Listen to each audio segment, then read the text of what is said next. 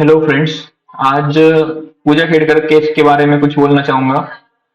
मेरा पूजा खेड़कर मैम से इंटरेक्शन में कर चुका हूँ। मैं 2021 के बैच के आईएएस के इंटरव्यू को था।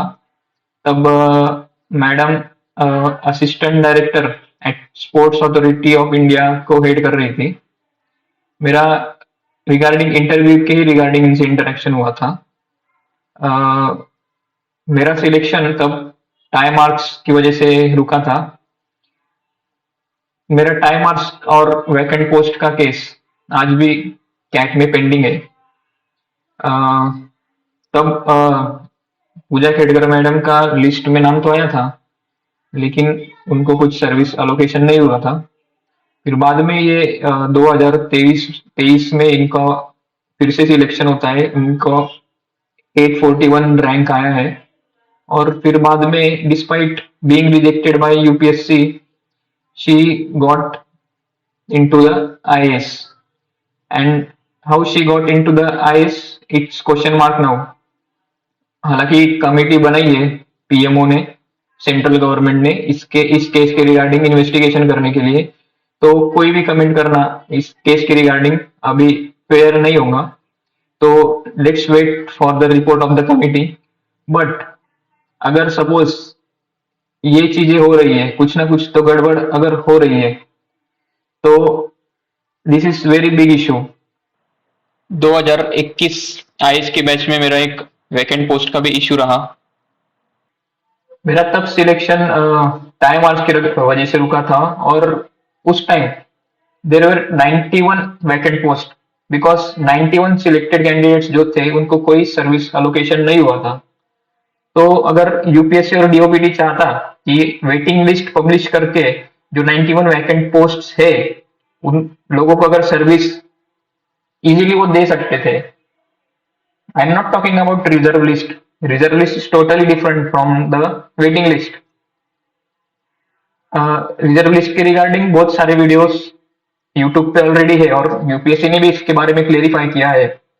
So this is not regarding reserve list, but I am talking about waiting list, because there were 91 vacant posts that year, and they could have given easily the post to the deserving candidate.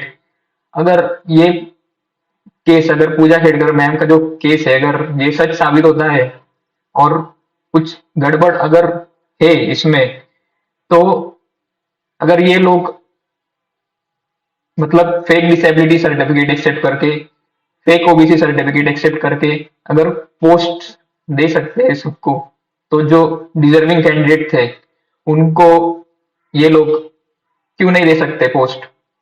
जो vacant post पड़ी है, ऐसा नहीं है कि post ही नहीं है। जो वैकेंट पोस्ट है totally, there were 91 vacant posts. I have calculated that, and this is post of OBC candidates. There were 16 vacant posts of armed forces outer service, 4 post vacant post of DANIFs, 1 post of Pondix, 1 post of IRPFS, and this is total 28 vacant post of OBC candidate. मेरी जो ये case चल रही है CAT में regarding vacant post, उसका UPSC ने reply दिया है। उसमें यूपीएससी कहता है कि this post which remain unfilled are carried forward to the subsequent years by cadre controlling authorities. But अगर अगर यूपीएससी कैरी फॉरवर्ड करता है सबसिक्वेंट ईयर, मतलब नेक्स्ट ईयर के लिए अगर कैरी फॉरवर्ड कर रहा है यूपीएससी वैकेंट पोस्ट को, तो 2021 में एएफएचक्यू जो सर्विस है उसकी 16 वैकेंट पोस्ट थी। एंड तो जो 2022 का जो वैकेंसीज आए थे, तो उसमें at least there should be 16 post, but there were only 12 vacancies of AFHQ that is that was released in 2022। तो ये 4 जो पोस्ट थे वो कहाँ डिसअपियर हो गए? सिमिलरली जो इंडियन पोस्टल सर्विस की जो वैकेंसीज थी 2021 में, जो वैकेंट पोस्ट थी वो 4 थी, और 2022 में इन लोगों ने सिर्फ 2 वैकेंसी रिलीज कर रही है। आप चेक कर सकते हैं इधर से जो वैकेंसी रिलीज की है यूपीएससी ने, this is only 2 vacancy. And AFHQ की जो वैकेंसीज है उसकी जो है वो 12 वैकेंसी है, तो 4 कहाँ डिसअपियर हो गई। This only I am talking about OBC candidates, not other. और रही बात डीओपीटी की, तो आई am still waiting for their reply of DOPT regarding this matter. मेरे को केस फाइल करने को लगभग 1 साल हुआ था, मैंने लास्ट अगस्त में केस फाइल की थी, but I am still waiting for the reply of DoPT. Secondly, UPSC ने वेटिंग लिस्ट के रिगार्डिंग भी रिप्लाई दिया है। उनका कहना है कि there is no provision in the rules of examination for maintaining waiting list in the CSE 2021, so no waiting list is drawn or maintained by the commission। अगर UPSC का ये कहना है कि there is no provision in the rules of examination for maintaining waiting list, तो UPSC जो EPFO का exam होता है एओईओ का, उसमें भी मुझे तो कहीं में भी वेटिंग लिस्ट मेंटेन करने का कोई प्रोविजन नहीं दिखा फ्रॉम यूपीएससी साइड। अगर आप लोगों को मिलता है तो I will be happy to see that, but I couldn't find any provision of maintaining waiting list in that exam also. So still UPSC maintained waiting list in that exam।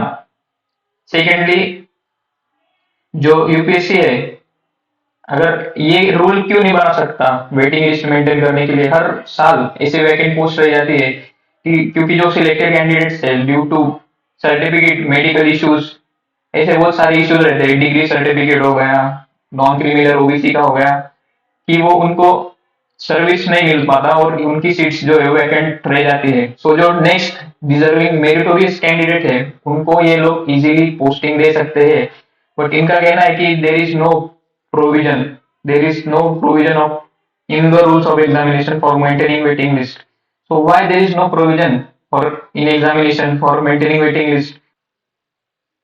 ये जो OBC certificate की जो बात है वो भी questionable है।